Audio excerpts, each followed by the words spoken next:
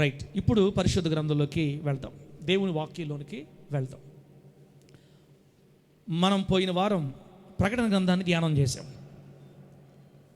గత కొంతకాలంగా దేవుని చిత్తాన్ని బట్టి ప్రకటన గ్రంథ ధ్యానాల్ని మనం బిడ్డలారా వింటూ వస్తున్నాం. ప్రకటన గ్రంథ ధ్యానాల్ని వింటూ వస్తున్నాం. దేవుడు ఎంతవరకు మాకు నేర్పిస్తాడో అంతవరకు నేర్చుకుందాం.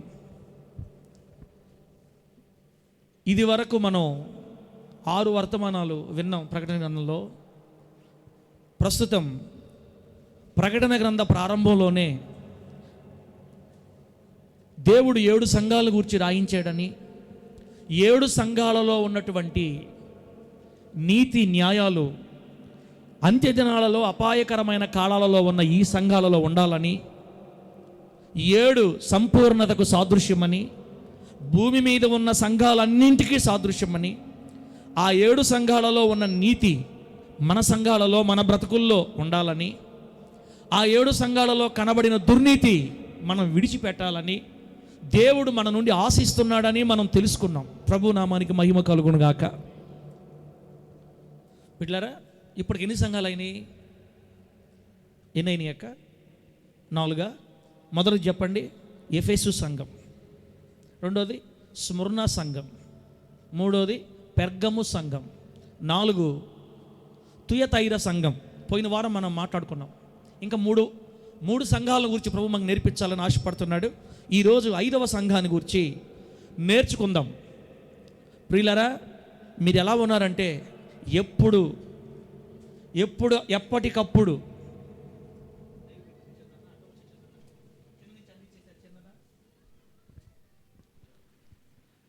ఎప్పటికప్పుడు అమ్మా ఒక్కసారి వింటే అర్థం కాదు బిడ్డలారా. ఈ వాక్యాలు ఒక్కసారి వింటే అర్థం కావు. అందుకే దేవుడు మనకి యూట్యూబ్ని ఇచ్చాడు, మరలా వినటానికి. ఖాళీ సమయాలలో తిరిగి మరలా ప్రశాంతంగా ఉన్నప్పుడు మరలా వింటుంటే ఒక పట్టు, ప్రకటన గ్రంథం మీద పట్టు మనకు దేవుడు అనుగ్రహిస్తాడు. దేవుని మహాదయ వల్ల ప్రకటన గ్రంథం మొదటి 2 అధ్యాయాల్లో ఉన్న సంగతులన్నీ మనం నేర్చుకున్నాం. ఇక నేర్చుకోవడానికి అంత ఎక్కువ విలువ లేనటువంటి, లేదా మనకు అంత అవసరం లేనటువంటి 2-3 సబ్జెక్టులు ఉన్నాయి, కానీ అవి మనకు అంత అవసరం లేదు. కానీ నేర్చుకోవాల్సిందల్లా 2 అధ్యాయాలకు ఏమి లేదు. దేవుడు మీకు సంపూర్ణంగా నేర్పించాడు. దేవునికి స్తోత్రం కలుగును గాక. ఈరోజు మనం 3వ అధ్యాయంలోకి వెళ్తున్నాం. మనం సార్దీస్ అనే సంఘాన్ని గురించి, 5వ సంఘాన్ని గురించి దేవుడు మనకి ఈరోజు నేర్పించాలని కోరుకుంటున్నాడు. ఈ సార్దీస్ సంఘాన్ని గురించి ధ్యానం చేస్తున్నప్పుడు ప్రభు ఏవైతే వద్దంటాడో అవి ఇక్కడే వదిలిపెట్టి వెళ్ళిపోవాలి. ఆమేనండి. ఏవి కలిగి ఉండాలంటాడో చెయ్యాలన్న తీర్మానంతో మనం ఇక్కడి నుంచి బయటికి వెళ్ళాలి. అందుకే ప్రభు బైబిల్ గ్రంథంలో చాలాసార్లు రాయించాడు ఈ మాట. ఏమంటే వినుటకు చెవులు గలవాడు చెప్పాలా. వినుటకు చెవులు గలవాడు అంటే మందిరంలో ఉండే వాళ్ళందరూ వింటారని మనం అనుకోకూడదు. నాసాయే చూస్తుంటారు, చెల్లిలా నాసాయే, కానీ చూడటానికైతే చూస్తారు, కానీ మనసు ఇక్కడ ఉండదు.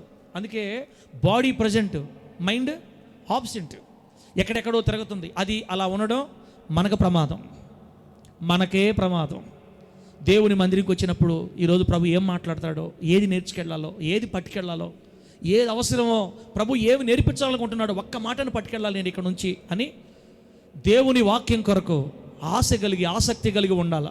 నా ప్రభు అయిన యేసయ్య ఆ ఆశని దేవుడు మన గుండెల్లో రేకెత్తించునుగాక. నేను చెప్తున్నాను, 100 కోట్ల రూపాయల కంటే బైబిల్లో ఒక్క మాట నీకు ఆశీర్వాదం. 100 కోట్ల రూపాయలు ఇవ్వలేనంత దీవెన బైబిల్లో ఒక్క మాట నీకు ఇస్తుంది. అందుకే క్రైస్తవుడికి వాక్యం కంటే వేరొక ఆస్తి లేనే లేదు. ఆమేనని గట్టిగా 100 కోట్లు ఒక పక్కన పెట్టి బైబిల్ పెడితే ఏది కోరుకుంటారు మీరు? నిజం చెప్పడం లేదు సార్, మేము నిజం ఎందుకు చెప్పాలి, మీకు చెప్తాంలే బైబిలే కావాలని. 100 కోట్లు కానీ ఇస్తే ఇంకా నాకేం కావాలి సార్? నా మనవళ్ళ ముదిమనలు బతికేస్తాం. ఆ వాక్యం తగలబడా 100 కోట్లు లేదు, ఇప్పించేసే 2 కోట్లు చాలే. ఒక మనిషి తన జీవితాంతం నెమ్మదిగా సుఖముగా 5 స్టార్ హోటల్ సౌఖ్యం అనుభవిస్తా బతకడానికి 2 కోట్లు కావాలంట ఒక మనిషికి జీవితంలో. 70 సంవత్సరాలు ఒక వ్యక్తి 5 స్టార్ హోటల్ సౌఖ్యాలు అంటే నేను అన్ని వివరించి చెప్పలేను. అంత సౌఖ్యంగా నువ్వు బ్రతకడానికి నీకు 2 కోట్లు సరిపోద్దంట. కాబట్టి ఇక పరిగెత్తండి కోట్లు వెనక యేసునామములో. నేనును నా ఇంటి వారును 2 కోట్లు వెనక పరిగెత్తము, కానీ యేసయ్య వెనకే, యేసయ్య వాక్యం వెనకే పరిగెత్తాలని కోరుకున్నాము. మరి మీరు అని నేను ఒప్పుకుంటానా? మీరు వేరే వెనక పరిగెత్తితే, మీరు డబ్బు వెనక పరిగెత్తుతున్నారో నాకు అర్థమైందంటే గన్ను బుల్లెట్లు లోడ్ చేయటమే ఆ వారం ఎక్కిన దన్ దన్ దన్ దన్ దన్ కాల్చడమే యేసునామములో. తిరిగి ఈ ఇశ్రాయేల్ పాస్టర్ పోడు పడలేము ఆయన, దేవుడు వెనకే పరిగెత్తుతాం కానివ్వండి అని మిమ్మల్ని వెనక్కి లాక్కొచ్చేదానికి కదా నన్ను పెట్టిన దేవుడు. ఈరోజు సార్దీ సంఘంలో దేవుడు ఏమి నేర్పిస్తాడో నేర్చుకొని సరిచేయబడి తీర్మానించుకొని ముందుకెళదాం. దేవుడి మాటలు మనకు ఆశీర్వాదకరంగా మార్చును గాక. ఇప్పుడు 3వ అధ్యాయం దగ్గరికి వెళదాం. ప్రకటన గ్రంథం 3వ అధ్యాయం 1వ వచనం నుండి 6 వచనాల వరకు రాయబడిన లేఖ సార్దీ సంఘానికి నేను చదువుతున్నాను. బిడ్డలారా ఆలకించండి. సార్దీసులో ఉన్న సంఘపు దూతకు ఈలాగు వ్రాయుము: 7 నక్షత్రములను దేవుని 7 ఆత్మలను గలవాడు చెప్పు సంగతులు ఏవనగా, నీ క్రియలను నేను ఎరుగుదును. ఏమనగా, జీవించుచున్నావన్న పేరు మాత్రం ఉన్నది కానీ నీవు మృతుడవే.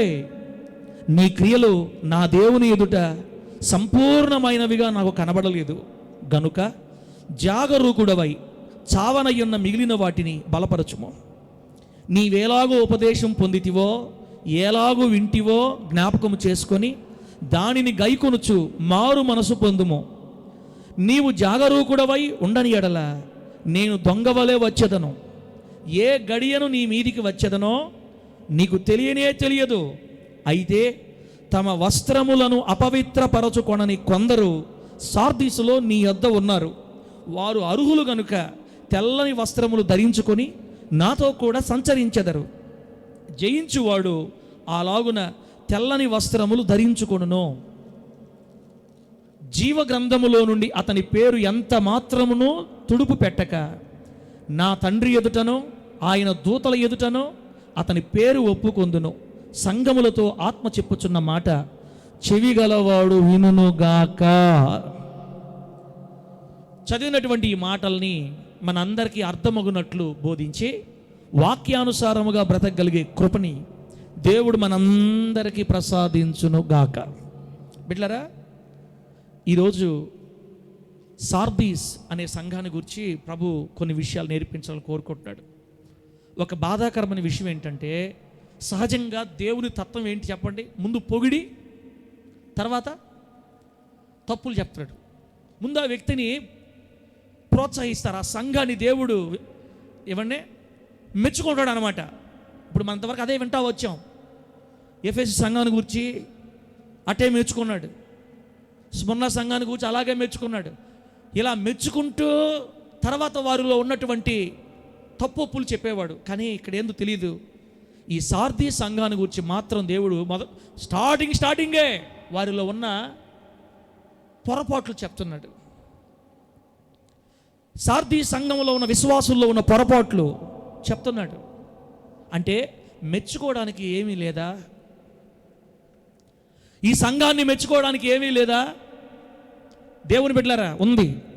కానీ ఈ సంఘంలో దైవ భక్తి చేస్తున్న వారి కంటే దేవుని భక్తిని విడిచి పక్కన పెట్టి శరీరానుసారంగా, సొంత ఇష్టానుసారంగా, శరీరేచ్ఛలకు లోబడి ఆ కాలంలో రోమా ప్రభుత్వ సంప్రదాయాలలో పడిపోయి దేవుణ్ణి విడిచిపెట్టి, అంటే 100 మంది సంఘంలో ఉంటే 5 మందో 6 మందో భక్తి చేస్తున్నారు, మిగతా 90 మంది దేవునికి విరోధంగా బ్రతుకుతున్నారు.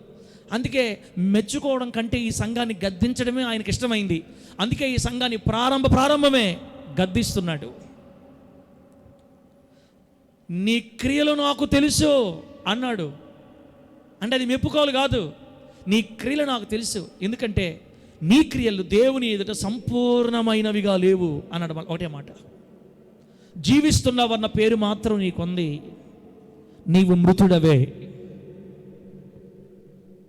దేవుని బిడ్డలారా, ఒక్కొక్కటి ఈ సార్దీ సంఘంలో దేవుడు ఎందుకింత బాధపడుతున్నాడు? ఒకసారి ఈ ప్రశ్న అన్న ఈరోజు అకస్మాత్తుగా దేవుడు నీ ముందు ప్రత్యక్షమై ఒకవేళ కళలోనో దర్శనంలోనో ప్రభు నీ దగ్గరకు వస్తే నీ గురించి దేవుడు ఏం చెప్తాడు? ఇప్పుడు అమ్మా, పేరుకు మాత్రమే నువ్వు క్రైస్తవురాలుగా ఉండవమ్మా, నా మీద నీకు సరైన ప్రేమ లేదు అంటాడా? అమ్మా, నువ్వు నాకంటే నీ కుటుంబాన్ని ఎక్కువగా ప్రేమిస్తావమ్మా. అమ్మా, నాకంటే లోకంలో ఉన్న వాటిని ఎక్కువ ప్రేమిస్తావు నువ్వు. నిజం చెప్తున్నాను, నా మీద నీకు ప్రేమ లేదు అంటే ఎంత బాధ. కుమారుడా, ఏదో భక్తి చెయ్యాలని ఆశ ఉంది, కానీ ఆశ అయితే ఉంది నీకు, ఊరకే పడిపోతావేంటో తెలీదు, నిలబడలేవు. చెంచల మనస్సు నీది. నా దేవుడి కోసం నిలబడాలంటావా, వెంటనే పడిపోతావు. ఆదివారం విన్న వాక్యం సోమవారం సాయంత్రం దాకా ఉండడంలే, ఈజీగా పడిపోతున్నావు. నా కొరకు నిలబడలేనంత బలహీనమైన వాడివి అయిపోయావు నువ్వు అంటాడా మనల్ని ఏమన్నా యేసయ్య? మనతో మాట్లాడితే ఏం మాట్లాడతాడు? ఒకవేళ సార్దీ సంఘాన్ని స్టార్టింగ్ ఆయన బాధపడతా చెప్తున్నాడు, నీవు బ్రతికి ఉన్నావన్న పేరు మాత్రమే నీకుంది, నువ్వు చచ్చిపోయావు, ఆత్మలో చచ్చిపోయావు, భక్తిలో చచ్చిపోయావు, పరిశుద్ధతలో చచ్చిపోయావు, మృతమైన వాడివి నువ్వు అని సార్దీ సంఘాన్ని దేవుడు బాధతో మాట్లాడుతున్నప్పుడు, ఈరోజు నిన్ను నన్ను దేవుడు ఏమంటాడో ఒక్కసారి ఆలోచించుకోండి అక్కల్లారా, ఆలోచించుకుందాం అన్నల్లారా.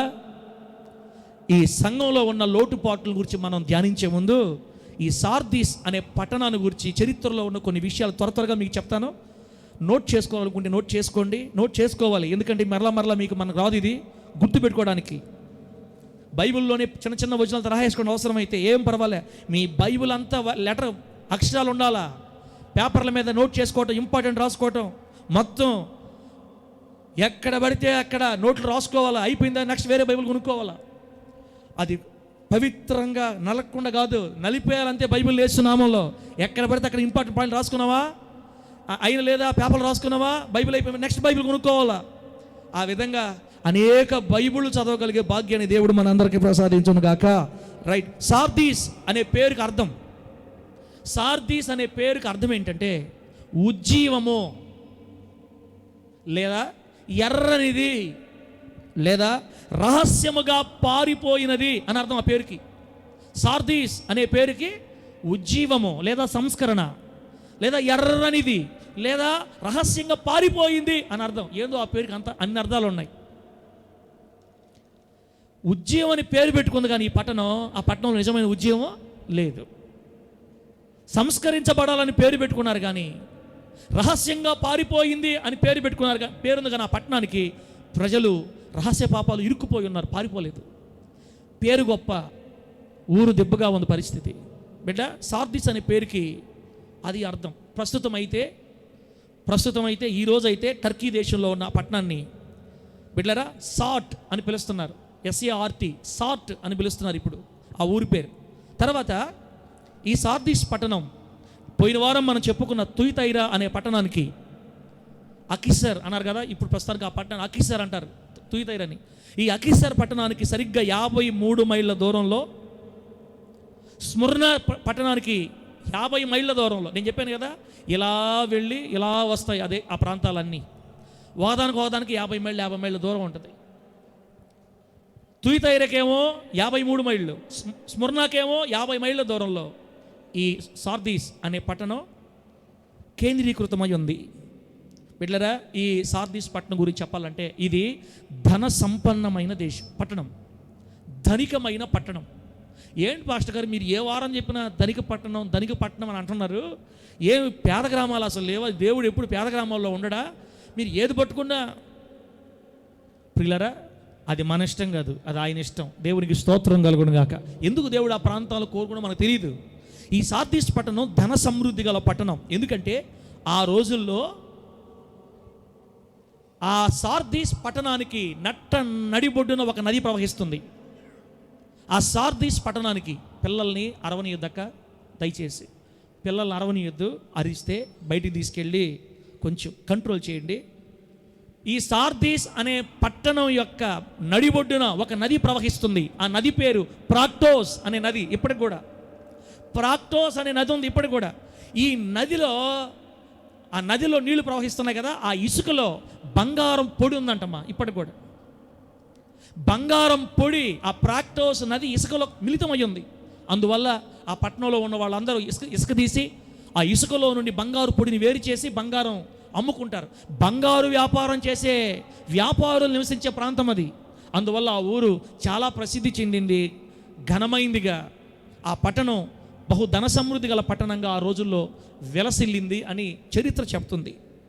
ప్రాక్టోస్ అనే నది ఇసుకలో దొరికే బంగారం పొడిని వెలికి తీసి వేరు చేసి అమ్మి ధనాన్ని ఆర్జించిన ధనికులు కాపురం ఉన్న పట్టణమే ఈ సార్దీస్, నేటి సార్ట్ అనే పట్టణం.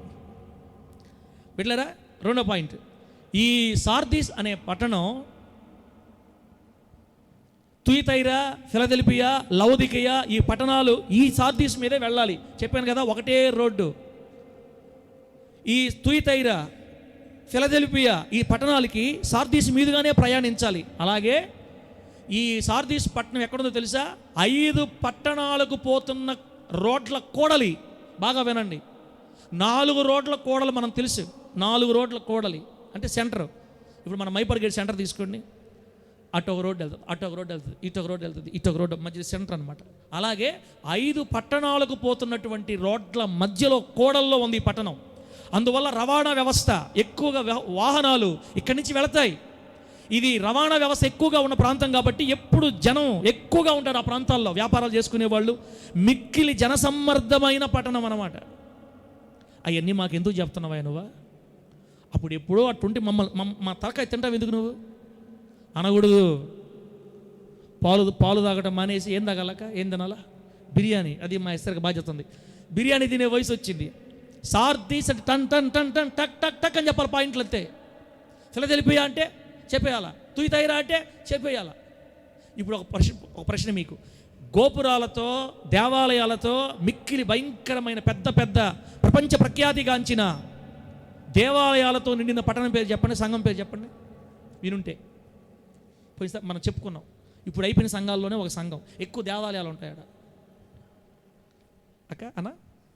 పెర్గము పట్టణం దేవాలయాలకు ప్రసిద్ధి కదా, ప్రపంచ ప్రసిద్ధిగాంచిన ప్రపంచ వింతలలో ఒక వింత. ఆ దేవత పేరు కూడా చెప్పాను మీకు, మళ్ళీ మనకు గుర్తుండవు, మళ్ళీ వినాలా ఏంటి ఈ పట్టణం యొక్క విశేషతలు. రైట్, ఇప్పుడు మళ్ళీ సార్దీస్ దగ్గరికి వద్దాం. 5 పట్టణాలకు పోయే రహదారుల కూడలలో ఉన్న ఈ పట్టణం మిక్కిలి జనసమ్మర్దంగా, చుట్టుప్రక్కల ప్రజలతో ఎప్పుడు కోలాహలంగా కనబడుతూ ఉంటుంది. కాబట్టి ఈ పట్టణానికి రవాణా వ్యవస్థ అందుబాటులో ఉంది కాబట్టి ఈ పట్టణం బాగా వ్యాపారంలో అభివృద్ధి చెందింది. ఇది బిజినెస్ సిటీ, బాగా వ్యాపార సంబంధమైన పట్టణం. ఈ పట్టణంలో కూడా కొన్ని వ్యాపారాలు నిలవు. పోయినసారి తుయతైరా రంగుల అద్దకానికి, కుమ్మరి పాత్రలకి, మట్టి పాత్రలు చేసే వాళ్ళతో చెప్పాను కదా. ఇక్కడ కూడా చూడండి, ఈ పట్టణంలో కొన్ని వస్తువులు తయారు చేస్తారు. కంబళి వస్త్రాల వ్యాపారం ఎక్కువగా ఈ ప్రాంతంలో. కంబళి వస్త్రాలు, దుప్పట్లు, రగ్గులు తయారు చేస్తారు ఇక్కడ ఎక్కువగా.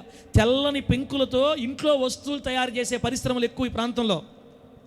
తెల్లని పెంకులతో ఇంట్లో వస్తువులు తయారు చేసే ఫ్యాక్టరీలు. ఇక్కడ కూడా రంగులు అద్దుతారు వస్త్రాలకు రంగుల అద్దకం పని. లాస్ట్ మాట ఇక్కడ పెట్టారా, అసలు ఏ సంఘంలో మనం చూడండి ఒకటి ఉంది ఇక్కడ.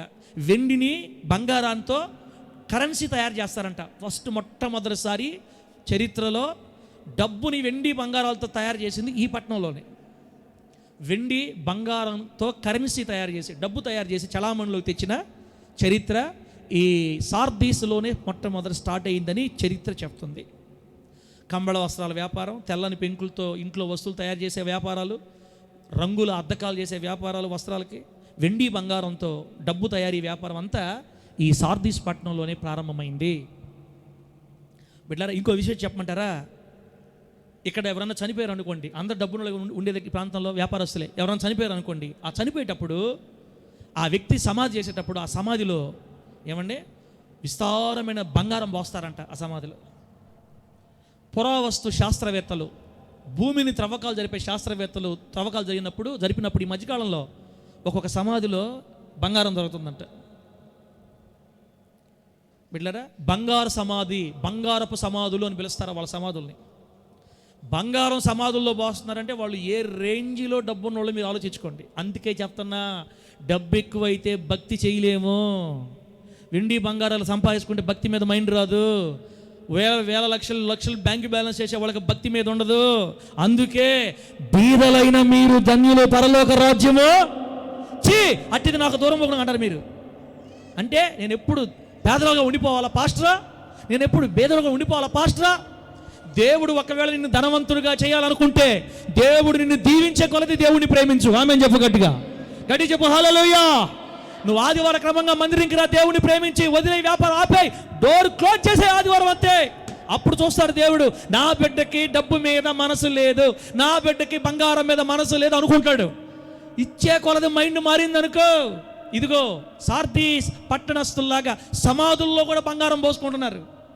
అందుకే ఈ సంఘంలో విశ్వాసం కంటే అవిశ్వాసం ఎక్కువైపోయింది, భక్తి కంటే భక్తిహీనత ఎక్కువైపోయింది.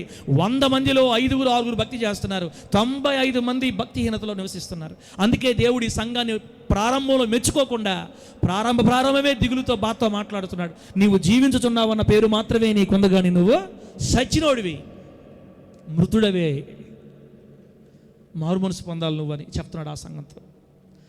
ఇప్పుడు మీరు నన్ను ఎలా చూస్తున్నారంటే, అంటే సార్ మాకు అర్థమైపోతుంది మా చరిత్ర, ఇంకా మా జీవితంలో మేము సంపాదించుకోలేమా, ఇంక ఈ న్యాయాధిపతి చర్చకి వచ్చినంతకాలం మేము పేదవాళ్ళుగానే ఉండాలా? చెప్పండి సార్, వెళ్తాం, వేరే చర్చకి వెళ్తాం. ఇక్కడ ఈ దరిద్రం అని మేము బాధపడుతుంటే, అమ్మా అలా అనుకోబాకండి అమ్మా. మన దేవుడు ఎవరో తెలుసా?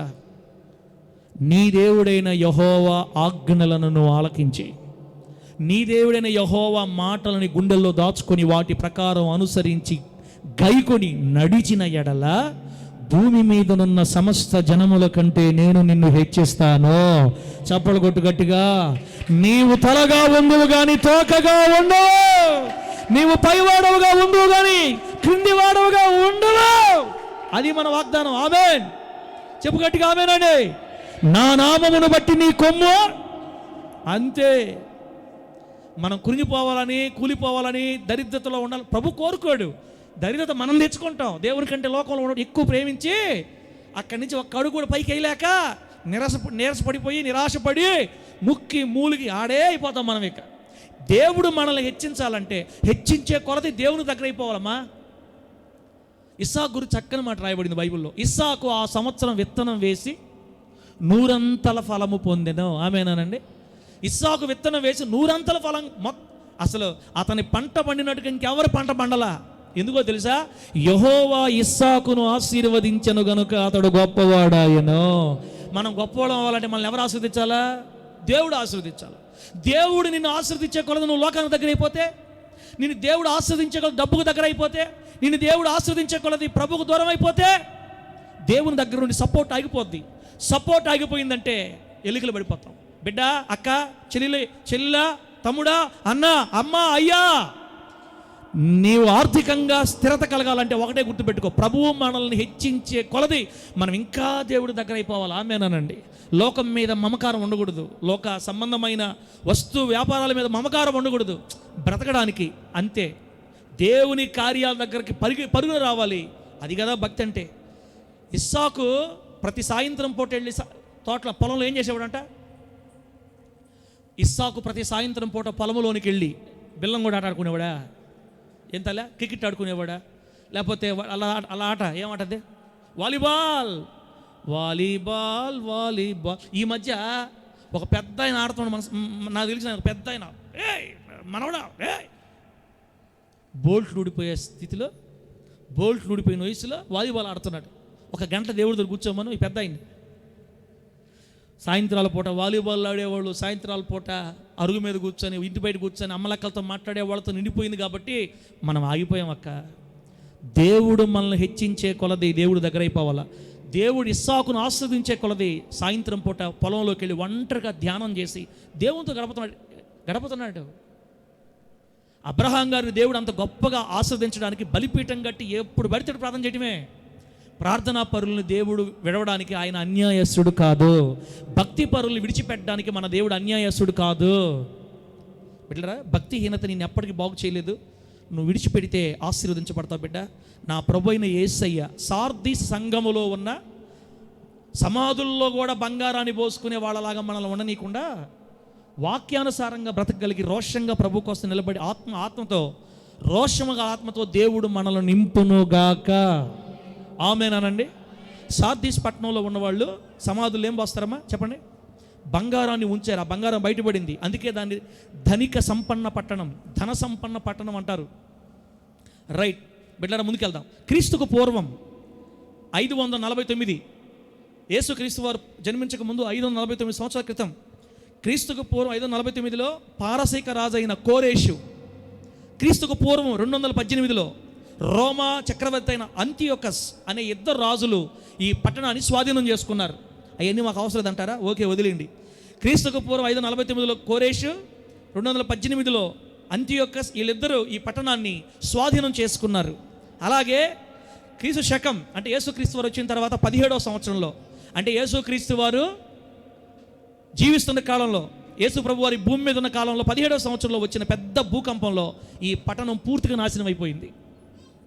క్రీస్తు శకం 17లో తిరిగి మరలా రోమ్ చక్రవర్తి తిబెరియా కైసర్ అనే వ్యక్తి, ఆ రాజు అధునాతనంగా మరలా చక్కగా ఈ పట్టణాన్ని కట్టించాడని చరిత్రలో రాయబడి ఉంది. దేవుని నామానికి మహిమ కలుగునుగాక.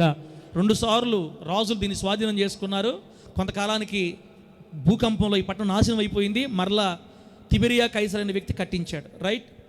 ఇప్పుడు ఈ సార్దీస్ పట్టణం గురించి ఒక చిన్న బిడ్డరా సూచన ఏంటంటే, ఒక విషయం, ఈ పట్టణం కొండ మీద శిఖరం మీద కట్టబడి ఉందమ్మా. బాగా వినండి, ఈ పట్టణం కొండ శిఖరం మీద కట్టబడి ఉంది. భూమి నుండి 1500 అడుగుల ఎత్తులో, అబ్బా చెప్పాలి, ఎన్ని అడుగులు? 1500 అడుగుల ఎత్తులో కొండ మీద శిఖరం మీద, పర్వత శిఖరం మీద కట్టబడి ఉంది ఈ సార్దీస్ పట్టణం. హెర్మేస్ అనే పర్వత పంక్తుల్లో, అమ్మ పర్వత పంక్తులు అంటే కొండల గుంపులు అనమాట. కొండల గుంపులు ఒక 10 కొండలు ఉన్నాయనుకోండి, అది వరుసగా ఉంటాయి. పంక్తులు అంటే వరుస, 10 పర్వతాలు వరుసగా ఉన్నాయి ఆ ప్రాంతంలో. ఈ 10 పర్వత పంక్తుల్లో ఒక పర్వతం, ఆ పర్వతం పేరేంటంటే ద్వాలస్ అనే, హెర్మేస్ పర్వత పంక్తుల్లో ఒకటైన ద్వాలస్ అనే పర్వత శిఖరం మీద, ఆ కొండ పై భాగం మీద భూమికి దాదాపు 1500 అడుగులు ఎత్తులో ఈ సార్దీస్ పట్టణం కట్టబడింది. భూమికి నిట్ట నిలువుగా 1500 అడుగులు ఎత్తులో ఉండటం వల్ల వాళ్ళందరూ ఏమనుకున్నారంటే, ఇక మన పట్టణానికి శత్రువులు రావటం అసాధ్యం. ఎందుకంటే నిట్ట నిలువుగా ఉంది కొండ, ఎవరు ఎక్కలేరు. బురుజులు కలిగి కోట గుమ్మాలు కట్టుకున్నారు, ఏమంటే ప్రాకారాలు కట్టుకున్నారు పైన. అసలు వాళ్ళు ఏమనుకుంటారంటే, ఇంకా మన పట్టణాన్ని టచ్ చేసేది కూడా ఎవరికి కుదరదు. అసలు మన పట్టణం జోలికి ఏ శత్రువు రాలేడు, అంత బలంగా పైన కట్టబడి ఉంది మన పట్టణం అని వాళ్ళు ఏం చేశారు తెలుసా? పట్టణానికి కావలి కాస్తుంటారే కావలి వాళ్ళు, పట్టణానికి సైనికులు ఉంటారే, రాత్రులు పూట వాచ్మెన్గా ఉంటారు చూడండి, వాళ్ళను కూడా ఉద్యోగుల నుంచి పీకేశారంట. మనకు అసలు కావలి వారు అవసరం లేదురా, సైనికులారా రెస్ట్ తీసుకోండి, అసలు మన పట్టణం జోలికి ఎవరు రాలేరు అన్నంత ధైర్యంతో కావలి వారిని కూడా అప్రమత్తం చేయకుండా నిర్లక్ష్యం వహించేసి పూర్తిగా వదిలేశారు. ఆ నిర్లక్ష్యమే ఏం చేసిందో తెలుసా? 2 సార్లు శత్రు రాజులు వచ్చి ఈ పట్టణం జయించారు. మా దగ్గరికి ఎవరు ఎక్కి రాలేరు, మాది అంత స్థాయిలో ఉంది, మేము ఎంత స్థాయిలో ఉన్నాం, మాది 1500 ఎత్తులో ఉంది మా ఊరు, ఎవరు రాలేరని కావలి వారిని కూడా తీసేసినందువల్ల వాళ్ళ నిర్లక్ష్యం. చెప్తున్నాను కదా, దేవుడు మనల్ని హెచ్చించే కొలది మనలో నిర్లక్ష్యం రాకూడదు, జాగ్రత్త రావాలి. సాతాను ఎప్పుడు దాడి చేస్తాడో మనకు తెలియదు. బైబిల్ ఒక మాట రాయబడి ఉంది, నిలుచున్నానని తలంచుకునేవాడు పడిపోకుండా చూసుకోవాలి. 1500 అడుగులు ఎత్తులో ఉన్నాను నేను, నాకేం కాదని అనుకోవడం కాదు, జాగ్రత్తగా ఉండాలి పడిపోకుండా. 2 సార్లు రోమా చక్రవర్తి బిడ్డారా, ఇందా చెప్పాను కదా, కోరేష్ రాజు, వీళ్ళిద్దరు కలిసి స్వాధీనం చేసుకున్నారు. గర్వం ఎక్కువ, అతిశయం ఎక్కువ, నిర్లక్ష్యం ఎక్కువ వీళ్ళకి. 2 సార్లు శత్రువుల చేతుల్లో చిక్కింది. ఈ నిర్లక్ష్యమే ఈరోజు హోలీ జడ్జి సంఘంలో కూడా కనబడుతుంది యేసయ్యకి. ఇది సార్దీస్ సంఘాన్ని గూర్చిన చిన్న వివరణ, సార్దీస్ పట్టణాన్ని గూర్చి చరిత్రలో రాయబడిన చిన్న వివరణ. హెర్మెస్ పర్వత పంక్తుల్లో ఒకటైన ద్వాలస్ పర్వత శిఖరం మీద 1500 అడుగులు ఎత్తులో బురుజులు కలిగి ప్రాకారం కలిగి కట్టబడి ఉన్న ఈ పట్టణాన్ని ఎవరూ సమీపించలేరని ఆ పట్టణ అధికారులు కావలి వారిని సైతం తీసేస్తే నిర్లక్ష్యంగా ఉంటే 2 సార్లు అది శత్రువశమైపోయింది. అదే నిర్లక్ష్యం మన కుటుంబాల్లో ఉంటే శత్రువైన అపవాది వచ్చి కొల్లబెట్టి వెళ్ళిపోతాడంతే. కాబట్టి మనకు కూడా ఆ నిర్లక్ష్యం లేకుండా, సార్దీస్ పట్టణ అధికారుల్లో ఉన్న నిర్లక్ష్యం మన జీవితాల్లో లేకుండా భక్తి విషయమై జాగ్రత్త కలిగి, అత్యంత జాగరూకత కలిగి దేవుని కొరకు మనం నిలబడుదుము గాక. అందుకే 2వ వచనంలో, 3వ అధ్యాయం 2వ వచనంలో ఉంది, జాగరూకుడవై అని, జాగ్రత్త కలిగిన వాడవై అని. వీళ్ళకి జాగ్రత్త లేదు, అందుకే 2 సార్లు దెబ్బతిన్నారు. ఆత్మలో జాగ్రత్త ఉండాలి, భక్తిలో జాగ్రత్త ఉండాలి, పరిశుద్ధతలో జాగ్రత్త ఉండాలి. సాతాను మనం ఏ వైపు నుంచి దాడి చేస్తాడో చాలా జాగ్రత్తగా ఉండాలి. ప్రభు సైతాన్ గాడు ఎక్కడెక్కడ మనం దెబ్బతీస్తున్నాడో ఆ ప్రాంతాల్లో మరింత జాగ్రత్తగా ఉండాలి. క్రైస్తవులకు జాగ్రత్త అత్యంత అవసరం. దేవుడు ఈ సార్దీస్ పట్టణాన్ని గురించి మనకు నేర్పించిన కొన్ని విషయాలు మనసులో దాచుకొని బిడ్డలారా, దేవుని వాక్యానుసారంగా సాగిపోనట్లు ప్రభు మనందరికీ కృపను ప్రసాదించును గాక. చెప్పండి గట్టిగా హల్లెలూయా, చెప్పండి గట్టిగా hallelujah. This is the small history of Sardis. Present Sart అని పిలుస్తారు కదా ఈ పట్టణాన్ని. చిన్న చరిత్ర మనసులో దాచుకోండి. ఇప్పుడు దేవుడి సంఘాన్ని గురించి ఏం చెప్పాడో మనం ముందుకెళ్ళి నేర్చుకుందాం. సార్దీ సంఘాన్ని గురించి దేవుడు మొదట్లో ప్రశంసించకుండా ఆయన బాధపడుతూ మాట్లాడుతూ, చెప్పాను కదా, డబ్బు ఎక్కువైతే భక్తి ఉండదు, ధనం ఎక్కువ. సమాధుల్లో కూడా బంగారాన్ని పోసుకునే వాళ్ళకి ఇంకేం భక్తి ఉంటుందండి? నాకు అర్థం కదా. సమాధుల్లో కూడా బంగారాన్ని పోసి సమాధి చేసే వాళ్ళకి భక్తి ఏముంటుంది? ఈజిప్ట్ ఉంది, ఐగుప్తు రాజులను సమాధి చేసేటప్పుడు తెలుసు కదా, పిరమిడ్లలో బంగారు వస్తువులు, ఆ రాజుకి ఏమేమి అవసరమో అన్ని బంగారు నిధిని సమాధిలో పెట్టి సమాధి చేస్తారు. బాడీ చెడిపోకుండా మమ్మీఫై చేసి చేస్తారు. తెలుసు. డబ్బు ఎక్కువైపోతే దేవుడి మీద ఉండదు. ఫరో ఏమంటాడు తెలుసా? నేనే దేవుడిని, నన్ను పూజించండి, అంతే ఒకటే మాట. డబ్బు ఎక్కువైతే నన్నే పూజించండి, నేనే దేవుడిని. అందుకే సొలొమోన్ గారు మొత్తం చూసి లాస్ట్లో ఒక స్టేట్మెంట్ ఇచ్చేసాడు. ఏం స్టేట్మెంట్ చెప్పండి? అయ్యా అధిక ఐశ్వర్యాన్ని నాకు ఇవ్వద్దు. ఆమేనానండి? అధికంగా నాకు ఐశ్వర్యాన్ని ఇవ్వద్దు. ఇచ్చావా? ఫస్ట్ పాయింటే నిన్ను మర్చిపోతా నేను. అబ్బా ఎంత మంచి మాట. డబ్బుగా నాకు ఎక్కువ ఇచ్చావా? ఇస్రాయల్ పాస్టర్ కూడా మీకు గూగుల్లో దొరకడు. ఇస్రాయల్ పాస్టర్ ఎక్కడ? Where is Israel pastor? Google చెప్పద్ది. I am searching but I cannot. మేము కనుగొనలేకపోతున్నాం. ఇప్పటికీ మేము ఎదుగుతూనే ఉన్నాం. మా యాంటనాలో కూడా ఇస్రాయల్ పాస్టర్ దొరకడు. ఐశ్వర్యం ఎక్కువైపోతే దొరకరు ఎవరు. అట్టని మనకి ఐశ్వర్యం ఇవ్వడని ఉండకూడదని కాదు. ఒకటే పాయింట్, ప్రభువు ఇచ్చే కొలత మన దేవుడి దగ్గర రావాలా. ఆమేన్ గట్టిగా. అప్పుడే ప్రభు దగ్గర నుంచి సపోర్ట్ ఎక్కువగా ఉంటుంది, ఆస్వాదించబడతాం మనం. అయ్యా అధిక ఐశ్వర్యాన్ని కానీ భయంకరమైన దరిద్రతగా నాకు ఇద్దు నువ్వు. ఏ రోజుకి కావాల్సింది ఆ రోజుకి సరిపోయేటట్టు ఈ ప్రభువా. అబ్బా మనం కూడా అదే ప్రార్థన చేయాలి. బాబా మనం అదే ప్రార్థన చేయాలి. సొలొమోన్ గారు అంటారు, అయ్యా అధిక ఐశ్వర్యాన్ని ఇచ్చావా నేను మర్చిపోతా. అస్సలు ప్రార్థనలే బగ్గిలే. అక్క కితురక్క కొంతమంది బిడ్డలు ఉన్నారు ఇక్కడ. అదేదో తెలియదు. పౌర్ణమికి అమావాస్యకు వస్తారు చర్చిలకి. నాకు తెలియదు ఎప్పుడు వస్తారన్న. పౌర్ణమికి వచ్చారంటే ఇంక నెక్స్ట్ మధ్యలో ఇప్పుడు రారు. చందనా మరలా అమావాస్యకు వస్తారు. ఏందక్క ఈ సంగతి అంటే, అంతే మమ్మల్ని అడగబాక ఎక్కువ నువ్వు అంటారు అంతే. ఏమో ప్రభు మీద ఎందుకు మనసు ఉండట్లేదు, దేవుని మీద ఎందుకు ప్రేమ లేదంటే ఆన్సర్ ఉండదు. నిజమన్నా మనము దేవుని కంటే లోకాన్ని ఎక్కువగా ప్రేమిస్తున్నాం కాబట్టి మనం ఆశీర్వదించబడలేకున్నాం అంతే. హృదయపూర్వకం కోరుకో దేవుడి దగ్గర, యేసయ్యా ఏ పూటకు ఆ పూట, ఏ నాటికి కీడు ఆ నాటికి చాలు మాకు. ఎక్కువ మిగిలిన కూడా మా చందన అంటాడు, చందన డబల్ కాటు మంచం కొనుక్కుంటే, సార్ డబల్ కాటు మంచం కొనుక్కుంటే నేను దేవుడిని మర్చిపోతా. అదేంది డబల్ కాటు మంచానికి? మా చెల్లెలు అంటది, సార్ మీరన్నా చెప్పండి సార్, మరీ మంచం కూడా లేకుండా ఎట్ట బతకాలి సార్ నేను? సార్ ఏదన్నా చిన్నది వస్తువు తెచ్చుకుంది, ఫ్యాన్ తెచ్చుకుందా, ఫ్యాన్ వద్దు, ఫ్యాన్ వచ్చినది మర్చిపోతా, నిద్రపోతా, బాగా గాలి కట్టాడు. నేనన్నా అన్న మా లాంటి వాళ్ళు వచ్చినప్పుడు ఏసీ పెట్టచ్చు కదా. అమ్మా ఏసీ పెట్టామంటే అసలుకే మర్చిపోతా. మా అన్న తీర్మానం అది. అట్టని వద్దని కాదులే, సొంత ఇంట్లో దేవుడు తెచ్చుకుంటాడంట. మా చందన్నకి ఆశలన్నీ ప్రభు తీర్చునుగాక. హల్లెలూయా అనండి. ఏసీ వద్దంటున్నాడు, మంచం వద్దంటున్నాడు. ఇంక మీ భక్తి చూసుకోండి, మా చందన భక్తికి మీ భక్తికి తేడా చూసుకోండి. అంటే ఎన్ని ఉండకూడదని కాదు, కొంతమంది మర్చిపోతున్నారు ప్రభుని. మరీ దరిద్రం అనుకో.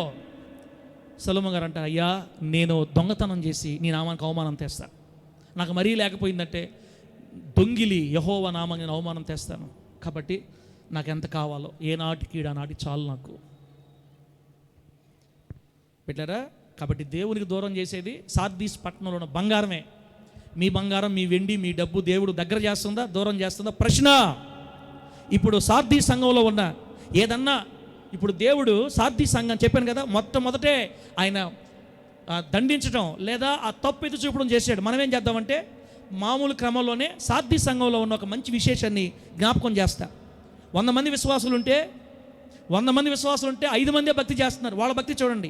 ప్రకటన గ్రంథం 3వ అధ్యాయం 4వ వచనం 5వ వచనం చూడండి బిడ్డలారా. 4వ వచనం 5వ వచనం. ఫస్ట్ సార్దీస్ సంఘపు విశేషతలను రాసుకోండి. ఒకటే ఉండేది, 2-3 కూడా లేవు. 4వ వచనంలో ఏముందంటే, అయితే తమ వస్త్రములను అపవిత్రపరచుకొనని కొందరు సార్దీసులో నీ యొద్ద ఉన్నారు. వారు అర్హులు గనుక తెల్లని వస్త్రములు ధరించుకొని నాతో కూడా సంచరించెదరు. దేవునికి స్తోత్రం కలుగునుగాక. ఇది సార్దీస్ సంఘంలో దేవుడు మెచ్చుకున్న ఒకే ఒక్క విషయం ఏంటంటే, సార్దీస్ సంఘమా, నీలో కొందరే ఉన్నారు, అందరు కాదు, కొందరే ఉన్నారు. ఎవరో తెలిసే వాళ్ళు తమ వస్త్రాలని అపవిత్రపరచుకొనని కొందరున్నారు నీలో. అబ్బా, అంటే దేవుని కొరకు ప్రతి సంఘంలో ఒకరో ఇద్దరో ఉంటారు ఆయన కోసం. ఆమేనండి. మన సంఘంలో ఎంతమంది ఉన్నారనేది ప్రభువు తెలియాలి. సార్దీస్ సంఘమా, నీలో తమ వస్త్రములను అపవిత్రపరచుకొనని కొందరున్నారు. వారు అర్హులు గనుక వారు తెల్లని వస్త్రాలు ధరించుకొని రేపు నాతో కూడా పరలోకంలో సంచరిస్తారు. అంటే భక్తిపరులు ఆ సంఘంలో కూడా ఉన్నారు. కానీ భక్తిపరుల కంటే భక్తిహీనులే ఎక్కువగా ఉన్నారు. దేవుని బిడ్డ, ఈ సంఘంలో కూడా 2 గుంపులు ఉన్నాయి. నేను మరలా చెప్తున్నా. వాక్యం చెప్పే నేను కూడా పెద్ద నీతిమంతుడు ఏం కాదు. మన సంగతులని ప్రభు తెలియాలా. రేపు ప్రభు మన చరిత్ర తేల్చేస్తాడు అంతే. ఖచ్చితంగా మన సంఘంలో గోధుమలు ఉన్నారు, చెప్పాలి త్వరగా, గోధుమలు ఉన్నారు, గురుగులు కూడా ఉన్నారు, విశ్వాసులు ఉన్నారు, అవిశ్వాసులు ఉన్నారు. ప్రభు చిత్తం ఏంటంటే ఈ వాక్యం ద్వారా అవిశ్వాసం బాగు చేయబడి విశ్వాసులు అవ్వాలా. ఆమేన్ గట్టిగా. గోధుమల లక్షణాలు పోయి గురుగుల లక్షణాలు వెళ్ళి గోధుమలుగా మారాలి. మనల్ని బాగు చేయటమే కదా ఇర్మియా గ్రంథంలో ఉంది. నా బిడ్డలారా నా దగ్గర రండి, నేను మీ అవిశ్వాసాన్ని బాగు చేస్తా. ఈ వాక్యాలు ఎందుకంటే అవిశ్వాసం బాగు చేయబడి విశ్వాసులు అవ్వాలని. సార్దీస్ సంఘంలో 95 మంది అవిశ్వాసులు అయితే 5 మంది ఉన్నారండి. నీలో కొందరున్నారు, వారు వస్త్రములను అపవిత్రపరచుకొనని వారు. వస్త్రములను అపవిత్రపరచుకొనని వారు కొందరున్నారు. వారు అర్హులు. దేవుని బిడ్డ, ఈరోజు నీ వస్త్రం అపవిత్రంగా ఉందా, పవిత్రంగా ఉందా? ప్రశ్న. ఈరోజు బిడ్డలారా, మన వస్త్రాలు పవిత్రంగా ఉన్నాయా, అపవిత్రంగా ఉన్నాయా? అమ్మా, వస్త్రాలు అపవిత్రపరచబట్టం అంటే ఏంటి? వస్త్రాలు అపవిత్రపరచబట్టం అంటే ఏంటి? కొన్ని లక్షణాలు చెప్తా. పవిత్రత కొరకు రోషంగా నిలబడకపోవడమే వస్త్రములు అపవిత్రపరచబట్టం. పవిత్రత కొరకు రోషంగా నిలబడకపోవడమే. శరీరానికి మలినం అంటకుండా కాపాడుకోకపోవడమే అపవిత్రత. వస్త్రములు అపవిత్రపరచబడుతున్నాయంటే దేవుని కోసం, పవిత్రత కోసం రోషంగా నిలబడలేదని గుర్తు. శరీరానికి మలినం అంటుకోకుండా మనం జాగ్రత్తగా ఉండాలా. we take care about our behavior. దేవుడు మన ప్రవర్తన విషయమే మనల్నే జాగ్రత్తగా ఉండమంటున్నాడు. శరీరానికి మలినం అంటకుండా మనమే జాగ్రత్తగా ఉండాలి. లేకపోతే మన వస్త్రాలు అపవిత్రమైపోతాయి. మలినం అంటుకోకుండా శరీరాన్ని కాపాడుకుంటూ ఉన్నటువంటి పరిశుద్ధులు సార్దీసులు కొంతమంది ఉన్నారు. దేవుని నామానికి మహిమ కలుగును గాక. అమ్మా, కొన్ని పాయింట్లు చెప్తా. వస్త్రాలు అపవిత్రపరచుకోకుండా ఉండాలంటే మనము కొన్ని విషయాలు రోజు చేయాలి, డైలీ. వీటిని ఏమంటారంటే ఇంగ్లీష్లో స్పిరిచువల్ ఎక్సర్సైజెస్ అని, తెలుగులో ఆత్మీయ వ్యాయామములు. ప్రతిరోజు చేయాలి ఎక్సర్సైజ్. ఉదయాన్నే వాకింగ్ చేస్తుంటారు. ఒకరోజు చేసి సరిపోద్దా? రోజు చేయాలా తల్లి? ఒకరోజే కదా, చాలు కదా. ఎక్కడిదక్కడ కళ్ళకి అరిగిపోతే ఒక్క రోజుకి వేస్తున్నాములు అంతే. ఇంకా మళ్ళా తినటం పడుకోవటమే ఒకరోజు చేసి కాదు కదా. ప్రతిరోజు చేస్తేనే రిజల్ట్ కనపడుతుంది. వాటర్ తాగమంటారు, బాగా ఆరోగ్యం ఉంటారు. బాబన్న వాటర్ తాగమంటారు ఆరోగ్యంగా ఉండాలని. ఒకరోజు దాకా సరిపోదా? ఒకరోజు దాకా సరిపోద్ది. ఒక్కరోజు తాగితే చాలు. ఇక నీళ్లు పొంగిపోరిల్లి మనకు ఆరోగ్యం వస్తుందా? రోజు చెయ్యాలి. కొన్ని కార్యాలు మనం రోజు చేయాలి. స్పిరిచువల్ ఎక్సర్సైజ్ కొన్ని ఉన్నాయి, ఆత్మీయ వ్యాయామాలు. ఇవి చేస్తేనే మన వస్త్రాలు అపవిత్రపరచబడకుండా ఉంటాయి. సార్దీస్ పట్టణంలో దేవుని కోసం రోషంగా బ్రతికే విశ్వాసులు అంత ధన సంపన్నమైన పట్టణంలో కూడా, అంత ధనం ఉన్నా కూడా కొందరు దేవుని కోసం రోషంగా బ్రతుకుతున్నారు. దేవునికి స్తోత్రం కలుగును గాక. అంటే మనుషులకు అసాధ్యము కానీ దేవునికి సమస్తం సాధ్యమే. బైబిల్లో ఒక భయంకరమైన మాట, నన్ను చాలా వేదన గురి చేసే మాట ఒకటి ఉంది. చెప్పంటారా? ఒంటె సూది బెజ్జములోనైనా దొరకదు కానీ ధనవంతులు దేవుని రాజ్యంలో ప్రవేశించలేరు. అంటే ఇంక నోవే, డబ్బు ఉన్నవాడు ఇంక ప్రభు వైపు రాలేడంతే. కానీ అక్కడ ఒక చక్కని మాట రాయబడింది, మనుషులకు అసాధ్యం కానీ దేవునికి సమస్తం సాధ్యం. కొందరు నిలబడతారు దేవుని కోసం, కొందరు దేవుని కోసం నిలబడతారు లోకాన్ని ప్రేమించకుండా. వారిలో కొందరే ఈ సార్దీసులో ఉన్న కొందరు. ఆ కొందరిలో ఈరోజు మనము కూడా చేరుదుము గాక. మన వస్త్రాలకు అపవిత్రత అంటకూడదు అనుకుంటే, నంబర్ 1, వాక్యము చదువుటలో వ్యాయామం ఉండాలి మనకు ప్రతిరోజు. వాక్యము చదువుటలో వ్యాయామం. అక్క, చెల్లిలా, అన్న, ఒకవేళ నీ పనుల వల్ల అలసిపోయినా ఒకరోజు వదిలేయండి, పోయిందా ఇబ్బంది లేదు, మనం 2 రోజు చదువు. ఒక్కరోజు చదవలేకపోయి ఇంకా అవసరం లేదు అనకూడదు. మనం వ్యాయామం, ఇది రోజు చేయవలసిన ఆత్మీయ వ్యాయామం, ఆత్మీయ కసరత్తు. వస్త్రాలు మలినం అవ్వకూడదంటే రోజు వాక్యం చదువుతూ ఉండాలి. వాక్యం చదివితేనే లోటుపాట్లు మనకు అర్థమై వాక్యం అంతా మాట్లాడి సరిచేస్తుంటుంది. దేవుని కోసం పరిశుద్ధంగా మన వస్త్రాలను కాపాడుకోగలం. వాక్యము చదువుటలో వ్యాయామం.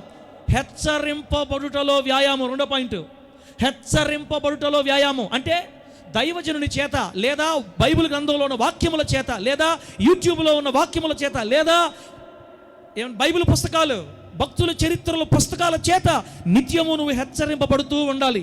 అంటే నీలో ఉన్న పొరపాటు ఎదురు చూపబడతా ఉండాలా. హెచ్చరింపబడుటలో వ్యాయామం. కొంతమందికి హెచ్చరిస్తే నచ్చదక్క. ఏం పాస్టర్ గారు ఓరకే ఎక్కువ ఖండిస్తుంటాడు, ఓరకే తప్పులు చెప్తుంటాడు ఏంటి పాస్టర్? అసలు అన్న మనకి ఎప్పుడు వాగ్దానాలు చెప్పడా, ఆశీర్వాదాలు చెప్పడా, మనల్ని మెచ్చుకోడా? 24 గంటలు తిట్టడమేనా? అదే సైతం కూడా మనలో వేసే విషబీజం. ఎప్పుడైతే హెచ్చరింపబడటానికి మనం ఇష్టపడమో తెలియకుండా విత్తనం మనలో పడిపోద్ది, మన వస్త్రాలు అపవిత్రపరచబడిపోవడం ప్రారంభిస్తాయి. అందుకే వాక్యం చదువుటలో వ్యాయామం, హెచ్చరింపబడుటలో వ్యాయామం, బోధింపబడుటలో వ్యాయామం. బోధ కూడా మనం వింటూ ఉండాలి.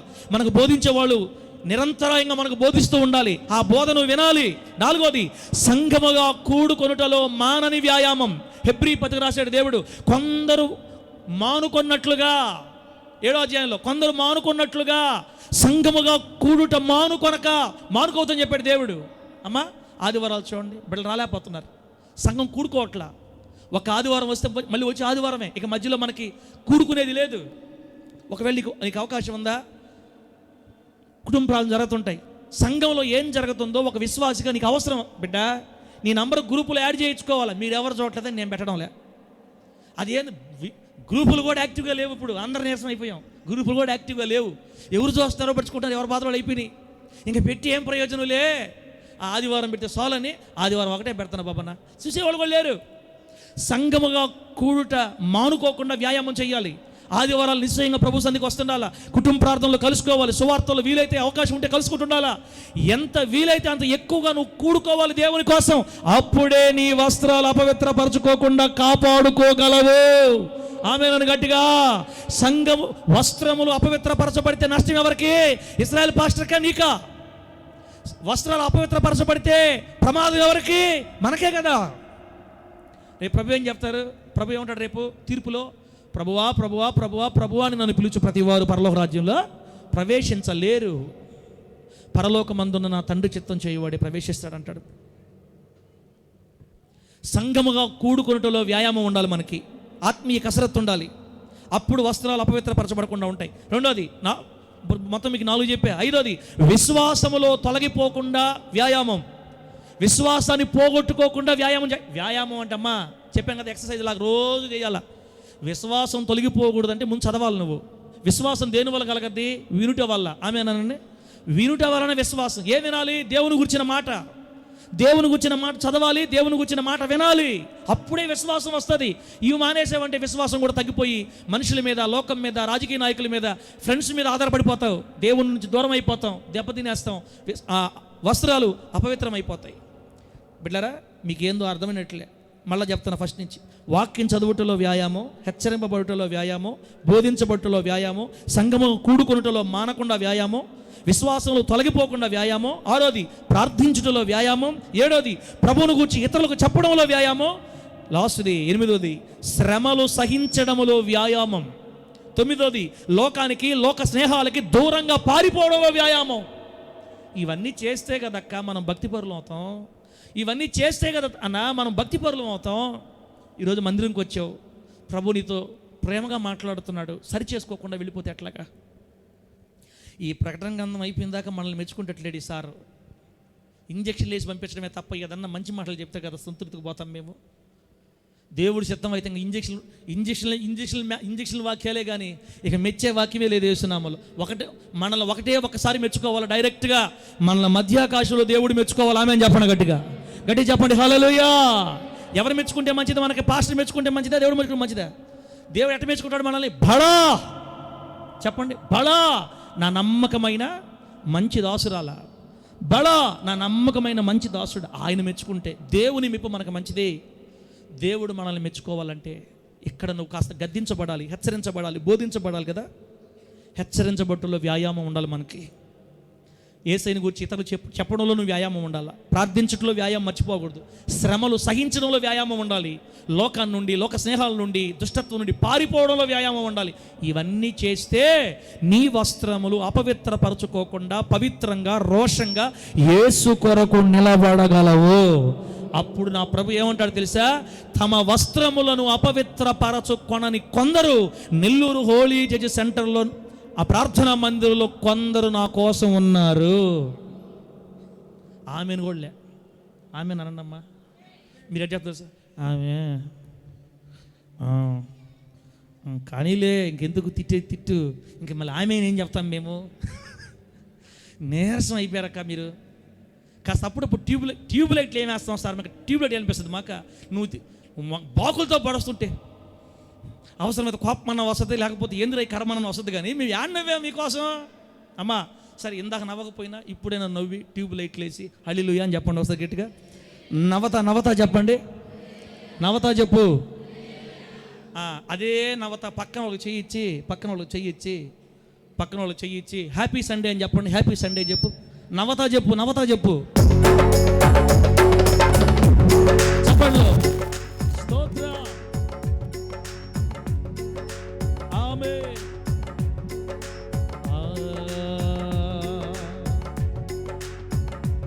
తేజో మండల గ్లోరీ, ప్రైజ్ ద లార్డ్. తేజో మండల స్తుతుల శిఖరాగ్ర సింహాసన ఘన సార్వభౌముడ. దేవునికి స్తోత్రం. మనం ఈ స్కేల్లో పాడలేమక్క, మనం ఈ స్కేల్లో పాడలేం. దీంట్లో చప్పలు పడదాం.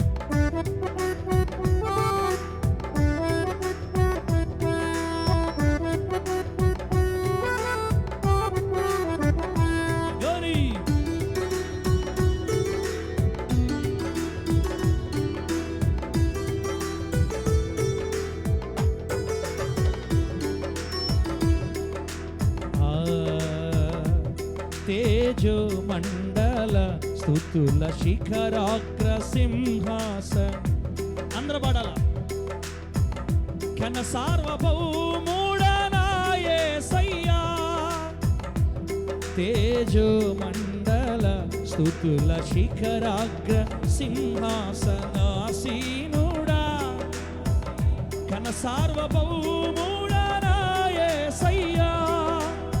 ప్రతి జీవి కోరికను నీకు పిలివిప్పి తృప్తిపరచు. నవ్వతా చప్పలు కొట్టండి, నవ్వతా పాడండి. సీరియస్ ఉంటే బయట చూసుకుందాం. దేవుడికి స్తోత్రం కలుగునుగా. ప్రతి జీవి కోరికను నీకు పిలివిప్పి తృప్తిపరచు చున్నావని కరతాళ ధ్వనులతో సంగీతనాదముతో సదాకాలము సన్నుతిల్చేదా. చందనలో హుషారు లేదు, నా గురించి చెప్పేశాడు సార్ అని. మనిద్దరం చూసుకుందాం. బయటికి పోయి చందన బాగుపడు. ఆమె ప్రతి జీవి కోరికను నీకు పిలివిప్పి తృప్తిపరచు చున్నావని కరతాళ ధ్వనులతో సంగీతనాదము. మురళన్న ఆపేయి లోపలే. సదాకాలము సన్నుతిల్చేదా. గౌరీ నీవే మకరందం, నా నోటికి అతి మధురం. నీ చూపే రవి కిరణం, నా హృదికే మనోహరం. నీవే మకరందం, నా నోటికి అతి మధురం. నీ చూపే. యేసయ్య కోసం కష్టపడక్క అన్న, యేసయ్య కోసం కష్టపడు. నోరు తెరు, పాడడంలో కష్టపడు, చప్పలు కొట్టడంలో కష్టపడు, హుషారుగా కష్టపడు. దేవుడికి స్తోత్రం కలుగును గాక. నీవే మకరందం, అతి మధురం నీ చూపే నా హృదయకే మనోహరం తేజో మండల స్తుతుల శిఖరాగ్ర సింహాసన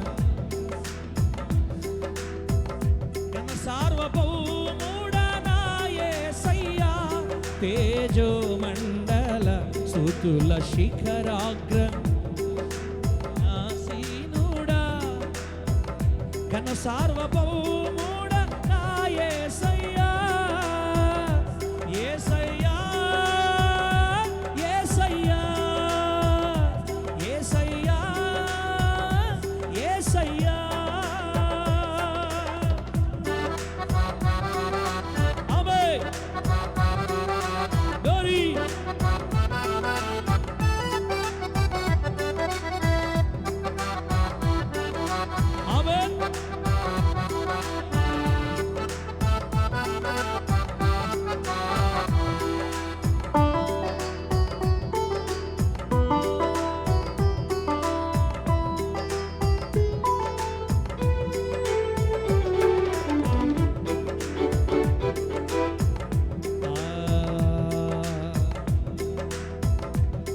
పర్ణశాలలోనే కాదు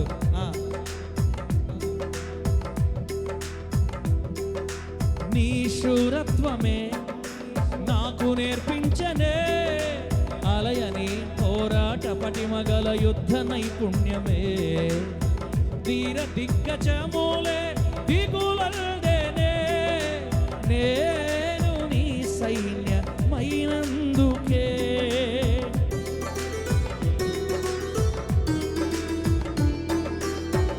శూరత్వమే నాకు నేర్పించనే అలయని పోరాట పటిమగల యుద్ధ నైపుణ్యమే ధీర దిగ్గజమూలే దిగులల్దేనే నేను నీ సైన్యమైనందుకే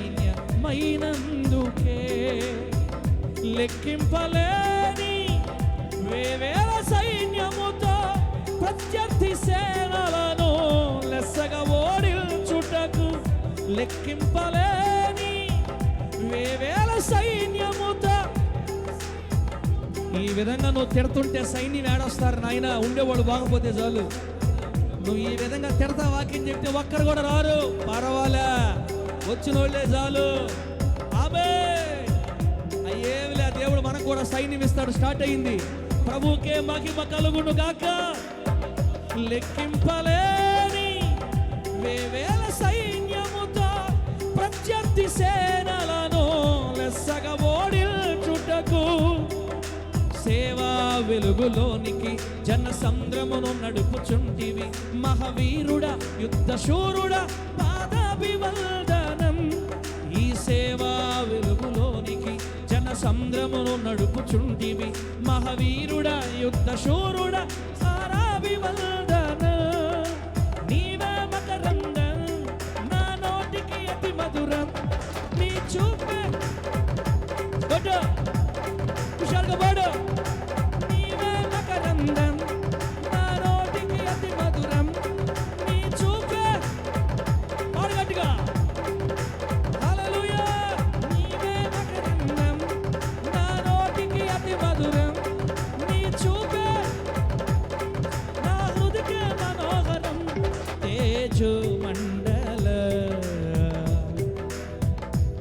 తేజో మండల తేజో మండల తేజో మండల తేజో మండల తేజో మండల స్తుతుల శిఖరాగ్ర సింహాసనాసీనుడా ఘన సార్వభౌముడా నా యేసయ్యా యేసయ్యా యేసయ్యా యేసయ్యా యేసయ్యా తేజో మండల స్తుతుల శిఖరాగ్ర సింహాసనాసీనుడా ఘన సార్వభౌముడా నా యేసయ్యా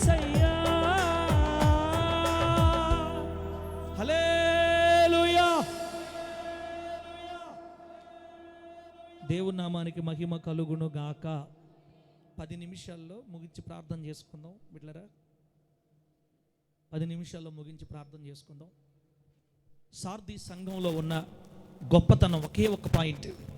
తమ వస్త్రాలు అపవిత్రపరచుకొనని కొందరు సార్ది సంఘంలో ఉన్నారు. బిడ్డ, ముందుకెళ్లే ముందు ఒక ప్రశ్న. అన్న, పరిశుద్ధాత్మ దేవుడే నిన్ను అడుగుతున్నాడు, నీ వస్త్రాలు అపవిత్రపరచుకొని ఉన్నావా, పవిత్రపరచుకొని ఉన్నావా?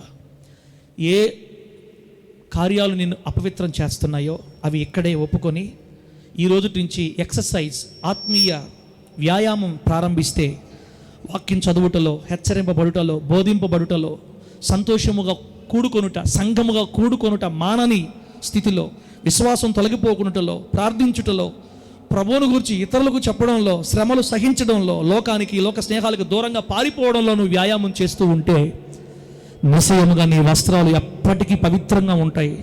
ప్రభువు వచ్చే వేళ దగ్గర పడింది. ఆయన ఎప్పుడు వచ్చినా, బోర ఎప్పుడు ఊదినా ఎగిరి వెళ్ళిపోతాం యేసు నామములో. దేవుని నామానికి మహిమ కలుగును గాక.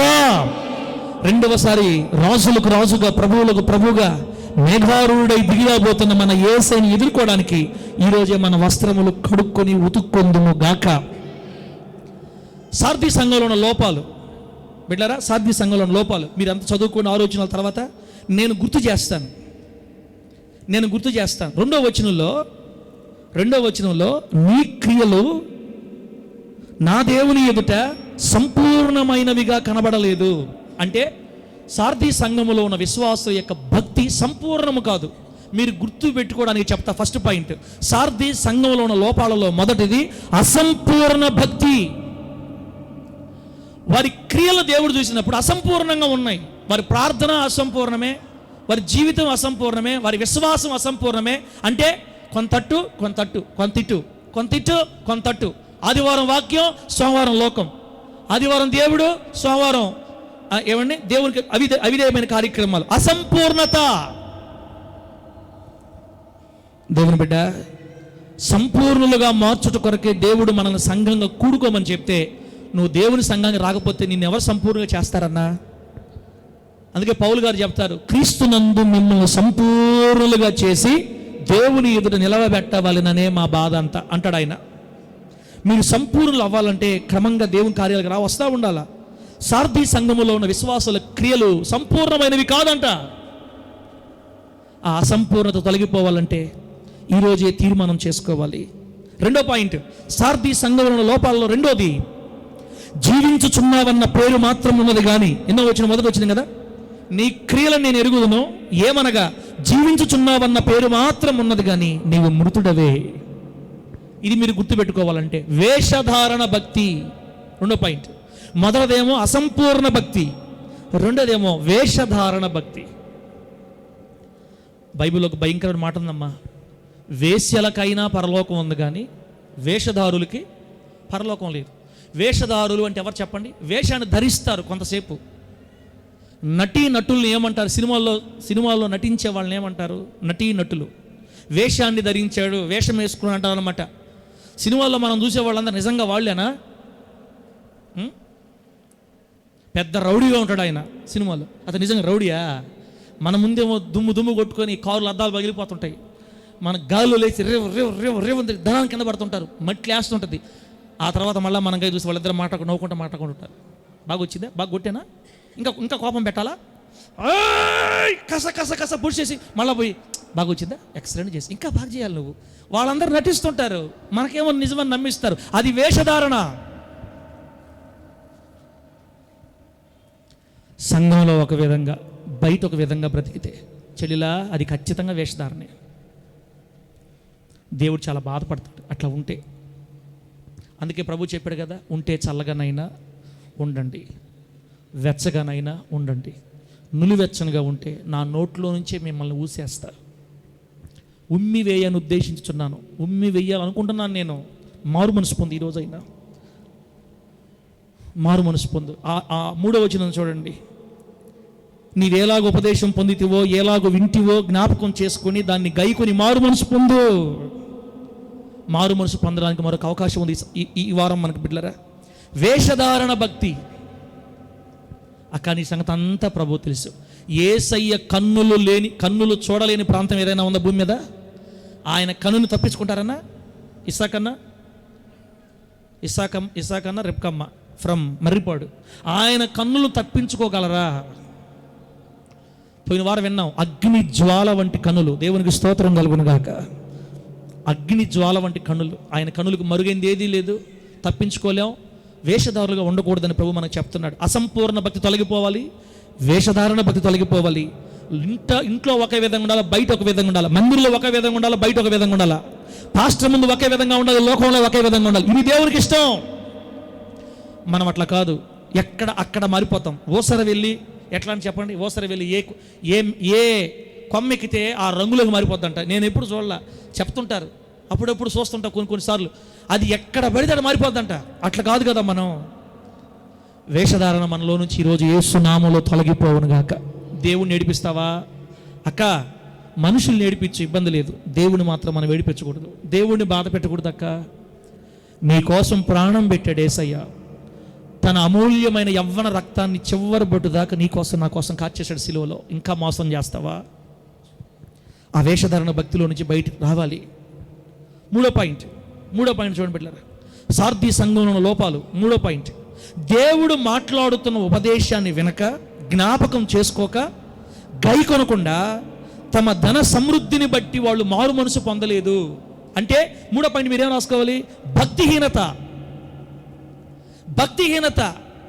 మొదటి నుంచి ఏ వాక్యం వింటున్నారో ఆ వాక్యం వాళ్ళలో పనిచేయట్లా. ఇప్పుడు ఒక గణత అడగండి, అన్నా ఏం వాక్యం చెప్పే ఈరోజు అన్నా? వాక్యం చెప్పేటప్పుడు భలే గుర్తునిస్తారు సార్. నాక అయిపోయింది, బయటికి పోయావో ఇంకేం గుర్తు రావట్లా. చిన్న నీకేమైనా గుర్తుందా? ఏం చెప్పాడు అసలు? అయినా ఊరి పేరు ఏం పేరు అంటారు? అప్పుడు ఆ ఊరి పేరు ఏం పేరు అంటారు?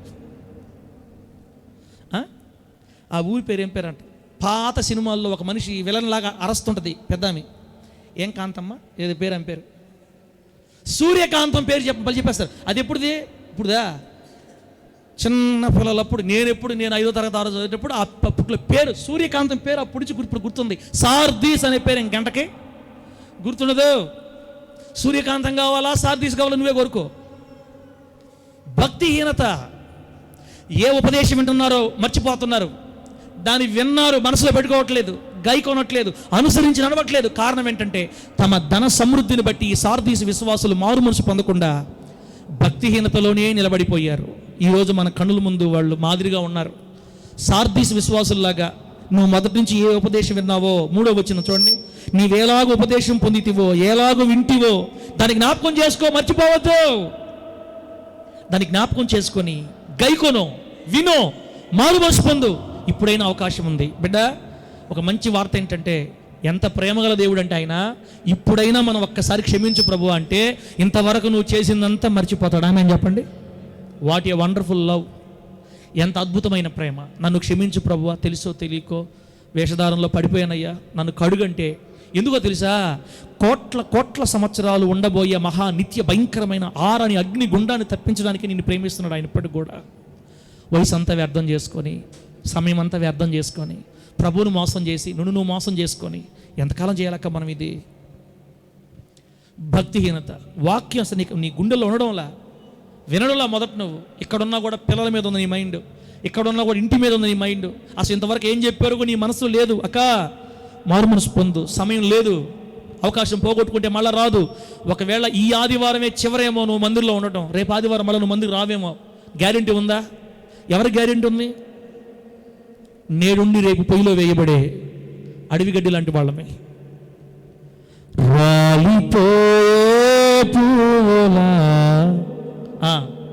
వాడిపోయే గడ్డిలా మున్నాళ్ళ ముచ్చటయే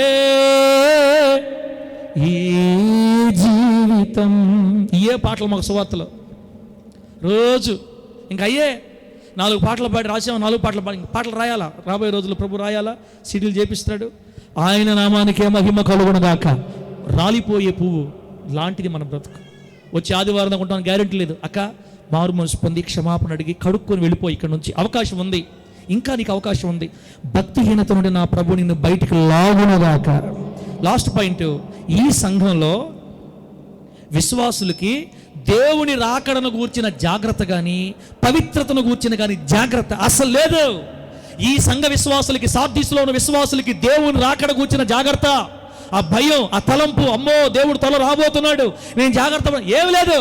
పవిత్రతను గూర్చిన జాగ్రత్త కూడా అస్సలు లేకుండా అజాగ్రత్తగా బతుకుతున్నారు. అంటే సార్దీసులో ఉన్న 4వ లోపం అజాగ్రత్త.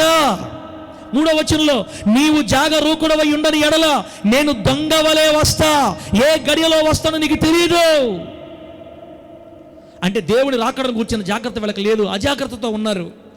ప్రియమైన దేవుని ప్రజలరా, త్వరలో దేవుడు రాబోతున్నాడు.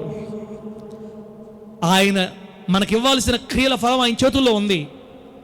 తీసుకొస్తున్న ఆ ఫలాన్ని ఏమని చెప్పాడు మనకి? ఇదిగో నేను త్వరగా రాబోతున్నాను, వాని క్రియల చొప్పున సిద్ధపరిచిన జీతం నా దగ్గర ఉంది, తీసుకొస్తున్నా త్వరగా.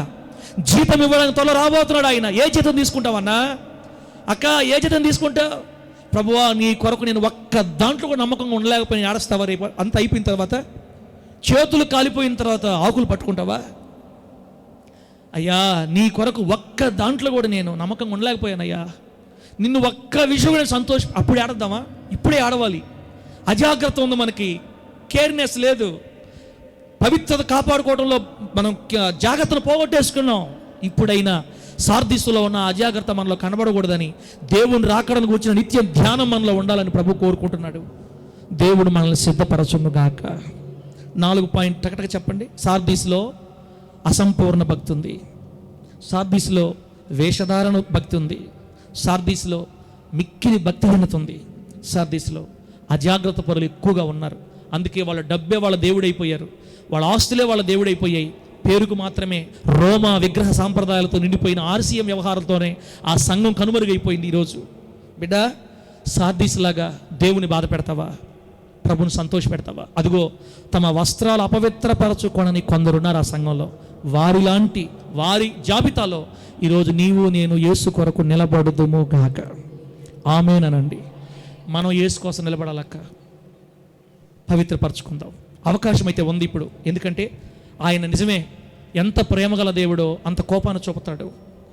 ఇప్పుడే మనం మారు మనసు పొందకపోతే మన దొంగ వచ్చినట్టుగా వచ్చిన రోజు మనల్ని ఆరని అగ్ని గంధకాలతో మండే గుండెలకు అప్పగించేస్తాడు. నిన్నెప్పుడు నేను చూడలేదు అంటాడు, నీవెవరవో నాకు తెలియదు అంటాడు. నీకు ఇచ్చిన ప్రతి అవకాశాన్ని నువ్వు పోగొట్టుకున్నావు. కుమార్తె, భూమి మీద ఉన్నప్పుడు ఎన్నోసార్లు నీతో మాట్లాడా, ఎన్నో వారాలు నీతో మాట్లాడా, ఎన్నో వారాలు నీకు సమయం ఇచ్చా, నువ్వు ఉపయోగించుకోవాలా. నన్ను బాధ పెట్టావు కనుక ఇక నీకు నాకు సంబంధం లేదు, వెళ్ళిపో అంటాడు. ఆ రోజు ప్రభు తీక్షణమైన కోపాన్ని మనం భరించక ముందే ప్రేమ కలిగిన వాడే 2 చేతులు చాచి త్వరలో నా దగ్గర రండి, ఇప్పుడే కడగబడండి, ఒప్పుకోండి, జాగ్రత్తగా ఉండండి ప్రభు మనతో మాట్లాడిన ఈ మాటలు మనసులో పెట్టుకొని సార్దీ సంఘములో ఉన్న అజాగ్రత్తలంటే తొలగించుకొని ప్రభు కోసం రోషంగా నిలబడి ఇక్కడ నుండి తీర్మానంతో మనం బయటికి వెళ్ళుదుముగాక. కళ్ళు మూసుకోండి, ప్రార్థన చేసుకుందాం. కళ్ళు మూసుకోండి, ప్రార్థన చేసుకుందాం.